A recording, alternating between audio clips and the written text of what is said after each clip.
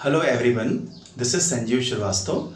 Today I am going to discuss about a very important topic of chemistry, that is the nature of covalent bond in transition metal complexes. Okay, to describe the nature of covalent bond in transition metal complexes, there are three important theories.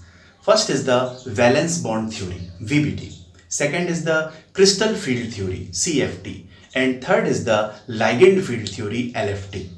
Today in this period we have to discuss about the valence bond theory, VBT, its important postulates, its limitations, its applications also. So now let us start. We have to discuss about the valence bond theory.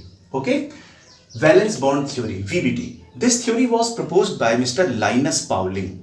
Linus Pauling in 1931.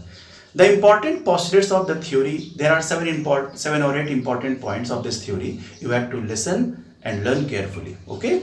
The point number one, in every complex compound, the central metal ion provides a number of empty sp-d atomic orbitals for the ligands, which will be equal to the coordination number of that complex.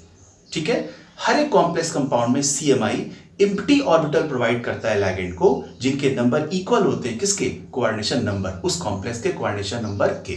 Okay, in every complex compound the central metal ion provides a number of empty sp-d atomic orbital which will be equal to the coordination number of that complex.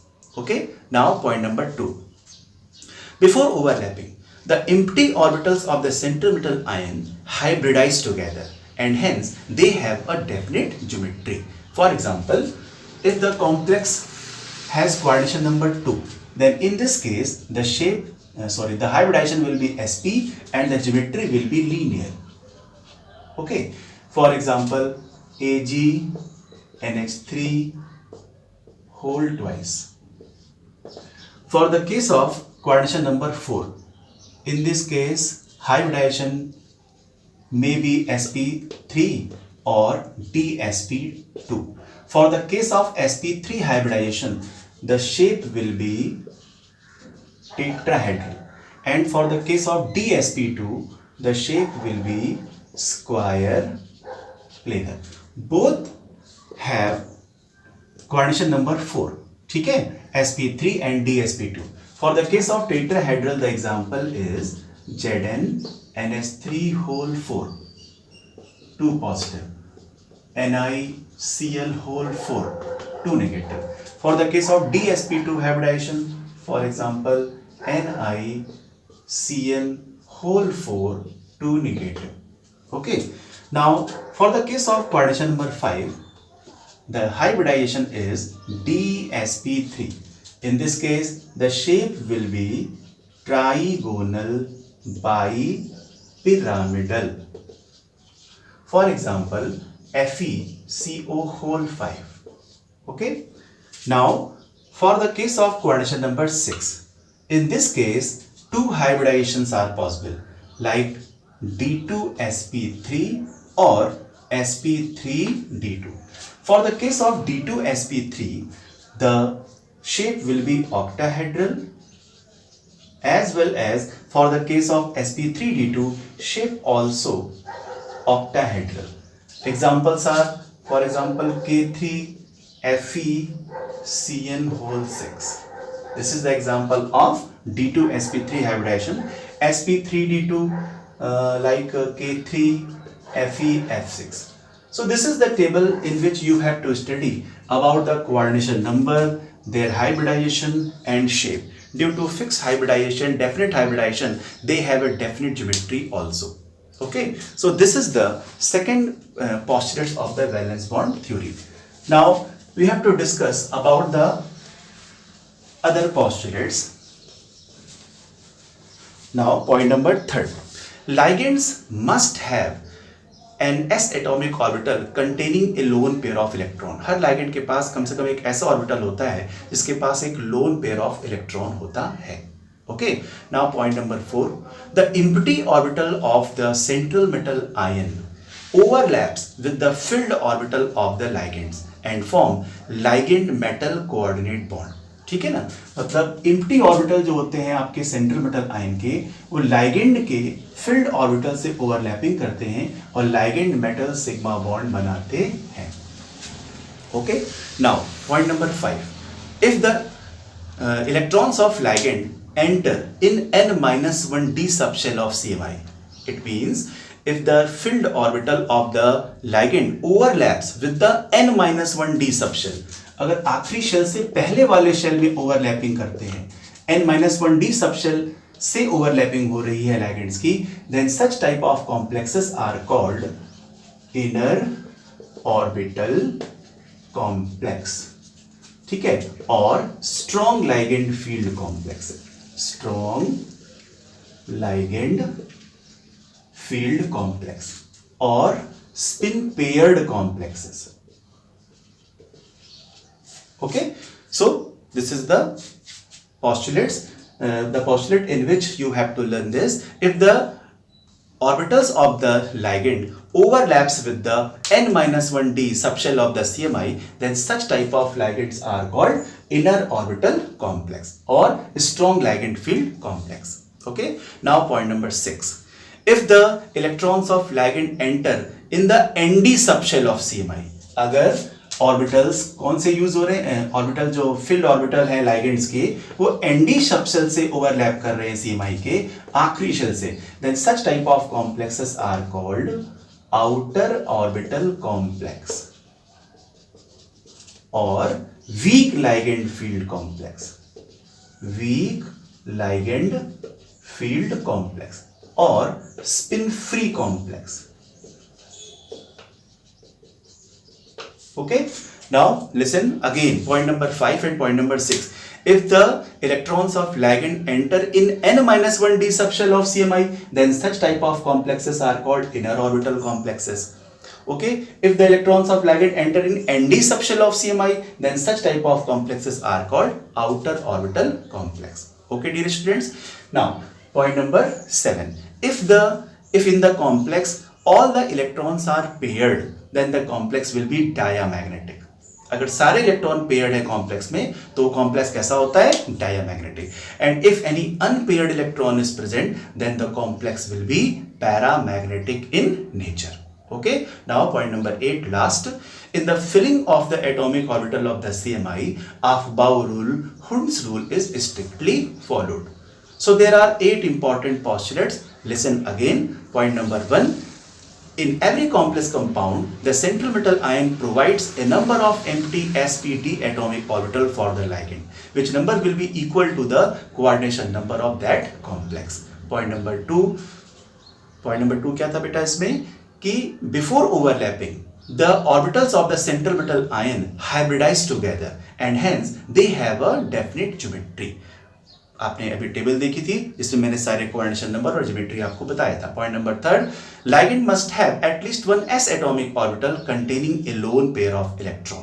Point number 4, the empty orbitals of the central metal ion overlaps the filled orbitals of the ligand and form ligand metal sigma bond. Ligand metal sigma bond. Point number 5, if the electrons of ligand enter in the n-1d subshell of the CMI, it means जो आपके full filled orbital हैं वो overlap कर रहे हैं किससे, n-1d subshell से कर रहे हैं, then such type of ligands are called inner orbital complex और strong ligand field complex और spin paired complexes.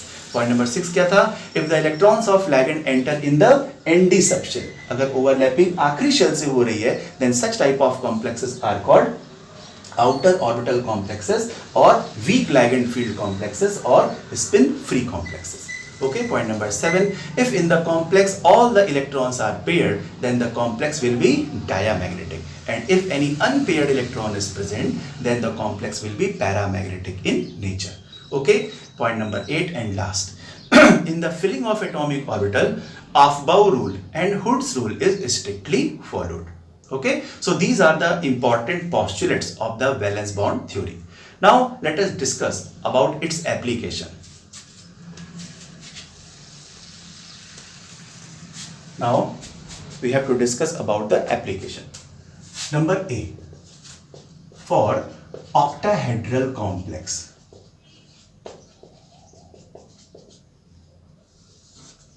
Dear students, we have to take example number 1, K4 FeCN6. Okay, here the oxidation state of iron is 2.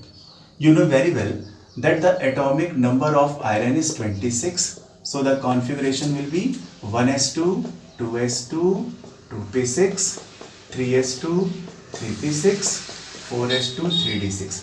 When it loses 2 electron, then you have ferrous ion 1s2, 2s2, 2p6, 3s2, 3p6. It will lose from 4s2.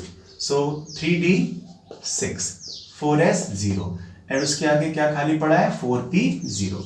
So ferrous ion in ground stage. Ground state में क्या है यहाँ पर 3d6.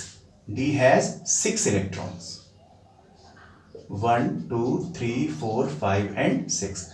4s is empty and 4p is also empty. Okay. Now when 6 ligand approaches the iron, जब 6 cyanide ligand इसको approach करेंगे बेटा, then there will be strong repulsion exist between the electrons of ligand and these unpaired electron. So ferrous ion in excited state. Excited state में क्या हुआ बेटा,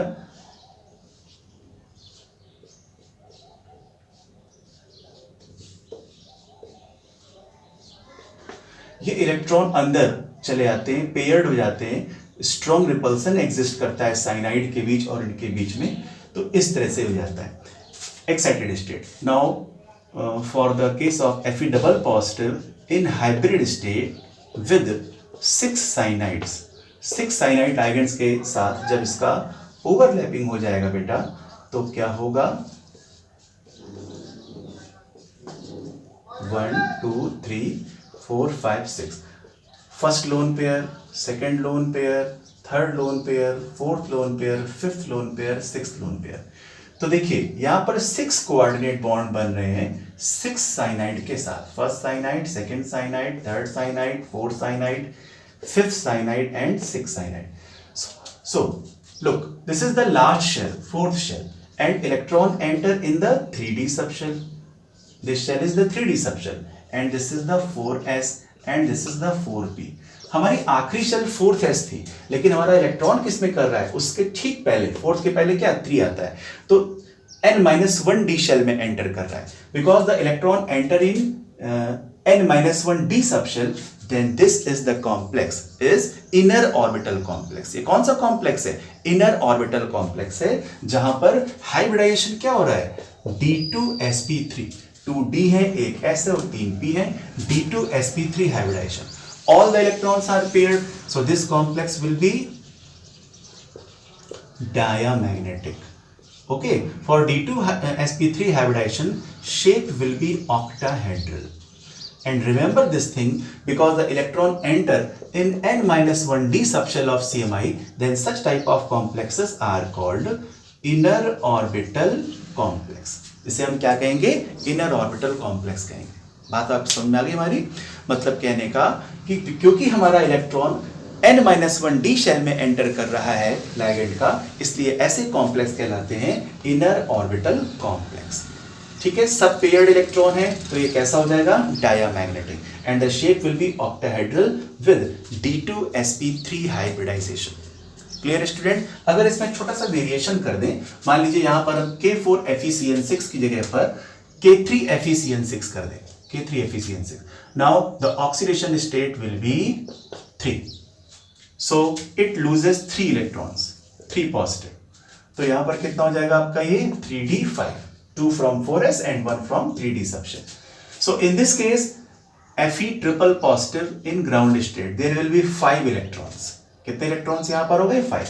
When 6 cyanide approaches the ferric ion, तो ये क्या हो जाएंगे, अंदर की ओर जाएंगे, अंदर पुश करेगा वो, तो बेटा एक इलेक्ट्रॉन इस केस में क्या हो गया, अनपेयर्ड हो गया. सब कुछ एज इट इज ही है आपका. जो है d2sp3 हाइब्रिडाइजेशन यहां पर भी होगा, लेकिन क्योंकि एक अनपेयर्ड इलेक्ट्रॉन यहां पर आ चुका है बेटा, तो this will be paramagnetic. Paramagnetic shape octahedral ही होगा, इनर ऑर्बिटल कॉम्प्लेक्स होगा, किसके लिए, फेरिक आयन के लिए. Is that clear to everyone, beta? So remember this thing, for the case of D2sp3 hybridization, always the shape will be octahedral and such complexes are called inner orbital complex. इसी octahedral के case का हम एक और example देखते हैं outer orbital के लिए.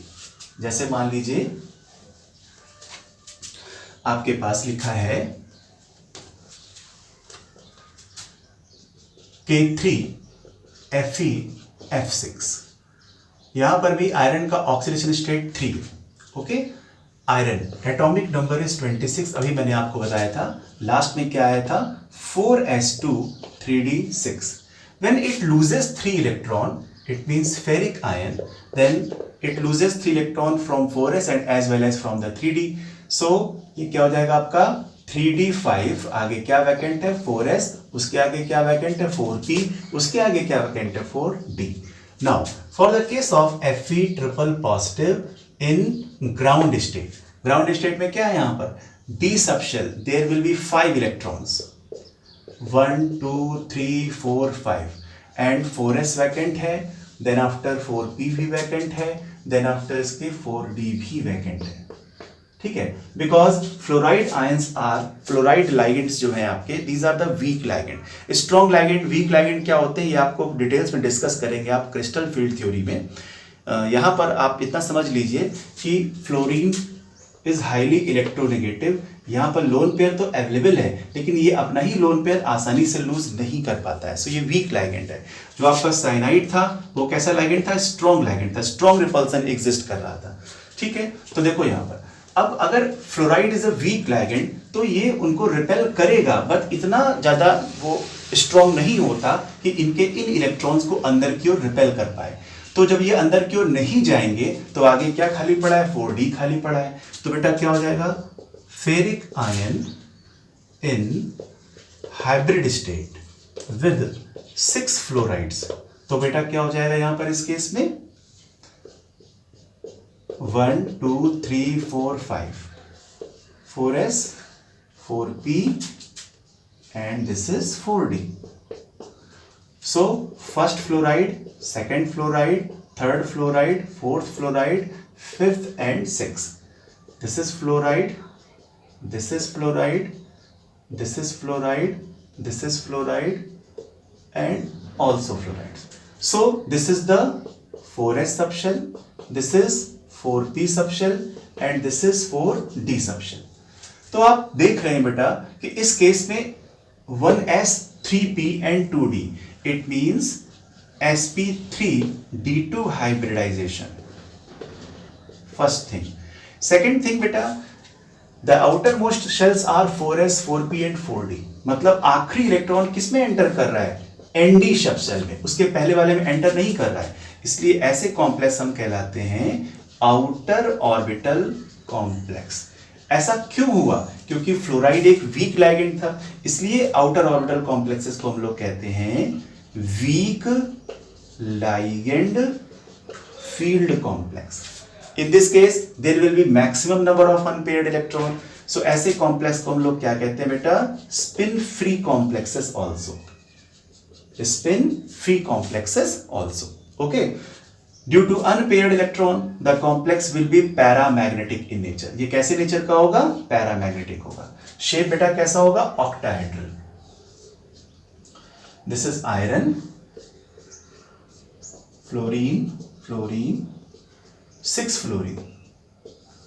Iron is surrounded with 6 fluoride ions, okay, and 3 negative. So this is the octahedral complex.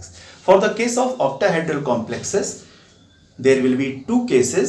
First is the D2 sp3 hybridization and second is the sp3 D2 hybridization. Okay, now case number B, tetrahedral complexes.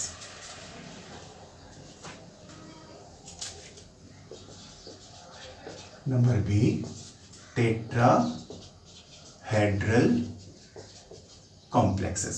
For example, we have to take NiCl whole 4 2 negative. You know very well the atomic number of nickel is 28. So 1s2, 2s2, 2p6, 3s2 3p6, 4s2 3d8. Okay, here the oxidation of nickel is 2, so it will lose 2 electrons. Nickel 2 positive. क्या हो जाएगा ये 1s2 2s2 2p6 3s2. When it loses 2 electrons, so you have to write 3d8 4s0. आगे क्या खाली पड़ा है 4p0. So nickel double positive in ground state. Ground state में क्या देख रहे हैं आप? There are 8 electrons.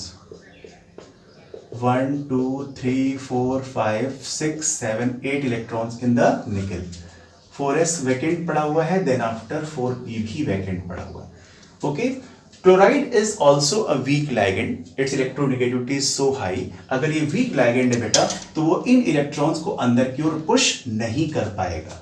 So nickel double positive in hybrid state. किसके साथ? With 4 chloride ligands. You have to write 1 2 3 4 5 6 7 8. 4s and 4p. Look dear student, first chloride, second chloride, third chloride and fourth chloride. Overlapping किससे हो रही है? बाहर वाले orbital से हो रही है.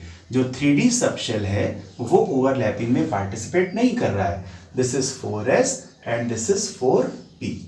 ठीक है. So first chloride, second chloride, third chloride and fourth chloride. So the hybridization will be sp3. कौन सा हाइब्रिडाइजेशन हो जाएगा? sp3. सिर्फ बाहर के ऑर्बिटल पार्टिसिपेट कर रहे हैं. It means this complex is outer orbital complex. Outer orbital इसलिए है क्योंकि क्लोराइड वीक था. So also called weak ligand field complex. There will be some unpaired electron, so it will be paramagnetic. And the shape will be tetrahedral.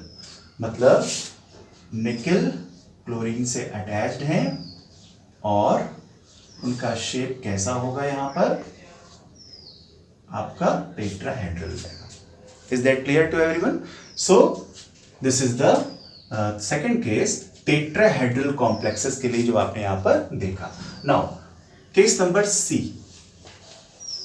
For square planar complexes. Now let us apply the VBT in square planar complexes. Square planar complex. Now let us take the example of a square planar complex NiCN whole 4 2 negative. Okay. Here the oxidation of nickel is 2. So nickel 28, you know very well. 1s2, 2s2, 2p6, 3s2, 3p6, 4s2, 3d8. When it loses 2 electrons, the configuration will be 1s2, 2s2, 2p6, 3s2, 3p6 and 3d8. It loses 2 electrons from the 4s subshell. Also 4p is also vacant. So nickel double positive in ground state. Ground state में क्या देख रहे हैं आप? यहाँ d subshell में कितने electrons हैं? 8. 1 2 3 4 5 6 7 8. Because cyanide ligands are very strong ligand बेटा. ठीक है, तो वो क्या कर देंगे कि इन इलेक्ट्रॉन्स को अंदर की ओर रिपेल करेंगे. ओके, ये इसको रिपेल करेंगे क्योंकि साइनाइड बहुत ही स्ट्रॉन्ग लाइगेंड है. Now nickel double positive in hybrid state किसके साथ? With 4Cn negative. Now when these electrons shift in the inner shell 1 2 3 4 1 2 3 4. Okay, 8 electrons. ये vacant हो गया. इसके आगे 4s is also vacant, 4p is also vacant. तो क्या हो जाएगा बेटा? First cyanide, second cyanide, third cyanide and fourth cyanide. The last shell was fourth s subshell, but electron enter in the 3d subshell. It is 3d subshell. Here 4s, here 4p. तो किसने किसने participate किया, 1d 1s and 2p, it means here dsp2 hybridization. ऐसे cases में shape कैसा होता है बेटा, स्क्वायर प्लेनर होता है। All the electrons are paired, तो इसको हम लोग क्या बोलेंगे, diamagnetic. And electron enter in the n-1d subshell, तो इस कॉम्प्लेक्स को क्या बोलेंगे, inner orbital complex, inner orbital complex या spin paired complex. Shape will be square planar, this is the square planar shape. 4 cyanide 1 2 3 4, it is the square planar case, ठीक है। So these are the important examples of the valence bond theory. Now let us discuss one more example, point number D.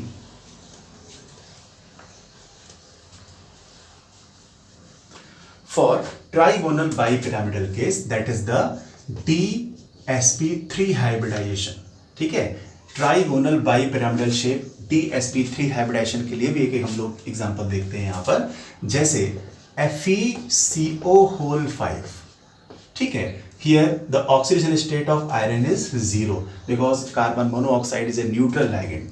You know very well the atomic number of oxygen is 26, sorry, iron is 26, 1s2, 2s2, 2p6, 3s2, 3p6, 4s2, 3d6, उसके आगे क्या खाली पड़ा हुआ है, 4p खाली पड़ा हुआ है। So iron in ground stage, ground stage में आप क्या देख रहे हैं बेटा, there are 6 electrons in the D subshell, 1 2 3 4 5 and 6। आगे क्या खाली पड़ा हुआ है, 4s, उसके आगे क्या खाली पड़ा हुआ है, 4p खाली पड़ा हुआ है, ठीक है बेटा। Because carbon monoxide, कार्बोनल is a very very strong ligand, strongest ligand है आपका ये। तो ये क्या करेंगे कि इनके इन इलेक्ट्रॉन्स को, अच्छा 4s में भी यहाँ इलेक्ट्रॉन है, तो ये क्या करेंगे, 5 कार्बोनल जो आपके लाइगेंड हैं, ये इनको रिपेल करेंगे, ये सारे के सारे इलेक्ट्रॉन्स को अंदर की ओर पुश कर देंगे।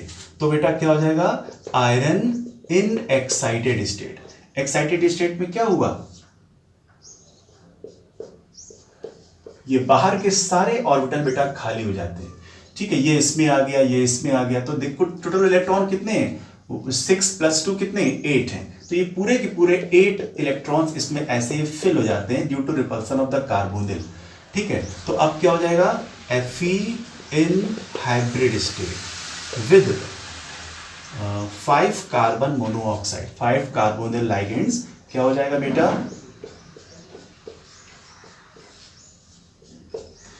1 2 3 4 5 6 7 8, first carbonyl, second carbonyl, third carbonyl, fourth carbonyl and fifth carbonyl. ये आपका कौन सा सबशेल था, 3d सबशेल था। And this is the 4s subshell, this is 4p subshell. तो बेटा इस केस में क्या हो रहा है, dsp3 हाइब्रिडाइजेशन, 1 यहाँ पर D है, 1s है एंड 3p, dsp3। और dsp3 के केस में क्या होता है, ट्राइगोनल बाइपिरामिडल, ओके। ऐसे केसेस में यहां तुम देख रहे हो सारे के सारे इलेक्ट्रॉन पेयर्ड हैं, तो this is diamagnetic. And electron enter in the n-1d subshell, तो हम लोग इसको क्या कह सकते हैं, इनर ऑर्बिटल कॉम्प्लेक्स, ठीक है। शेप बेटा जैसे यहां दिखाना चाहें तो this is the trigonal bipyramidal shape, iron with 5 carbonyl,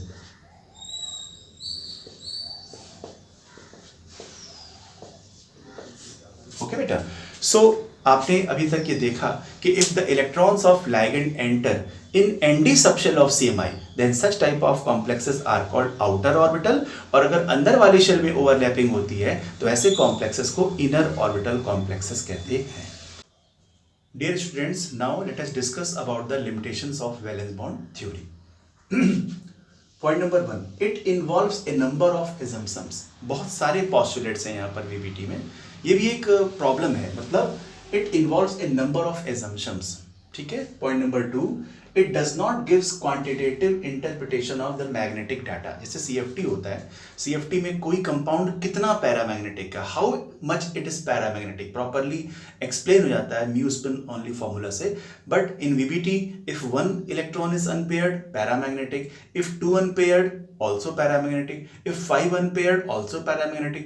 तो क्वांटिटेटिव जो मैग्नेटिक डाटा है वो VBT में एक्सप्लेन नहीं होता है। Okay, point number third, it does not explain the colour exhibits by complexes. यहाँ पर DD ट्रांजिशंस के बारे में कोई बातचीत नहीं है, ऐसा CFT वगैरह में पढ़ते हैं। तो यहाँ पर कोई कॉम्प्लेक्स कंपाउंड का कलर कैसे चेंज हो जाता है, क्यों कलर्ड कंपाउंड होते हैं, उसके बारे में कोई बातचीत नहीं है। Okay, point number 4, it does not distinguish between weak and strong ligands.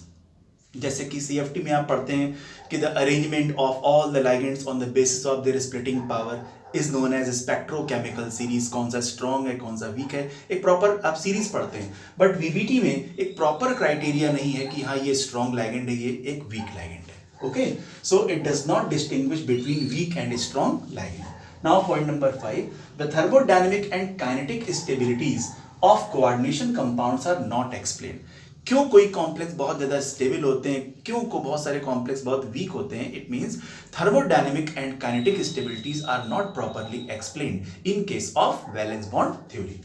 The point number last, number 6, it does not make exact prediction regarding the tetrahedral and square planar structure of coordination. Number 4, ये बेटा थोड़ा सा अलग सा point है। जैसे मान लीजिए एग्जाम्पल के लिए यहां पर एक कॉम्प्लेक्स हम लें CuNH3 होल 4 2 पॉजिटिव। ठीक है, बहुत समय तक ये सोचते रहते थे कि ये टेट्राहेड्रल शेप का है, sp3 हाइब्रिडाइजेशन है। बट जब आपके new modern views, modern evidences, spectroscopic methods आए तो मालूम चला कि this is a square planar complex and here sp2 hybridization is present, so it exhibits square planar shape. तो ये जो प्रॉब्लम्स आती हैं आपके प्रिडिक्शंस में टेट्राहेड्रल और स्क्वायर प्लेनर में, ये भी यहाँ पर प्रॉपर एक्सप्लेन नहीं होती है। So these are the important limitations of the valence bond theory. So dear students, मैंने बहुत कोशिश किया कि आपको वैलेंस बॉन्ड थ्योरी के सारे पोस्टर्स प्रॉपरली एक्सप्लेन किए with applications and with limitation. मैं समझता हूँ आपको ये बहुत हेल्प करेगा। Thank you very much.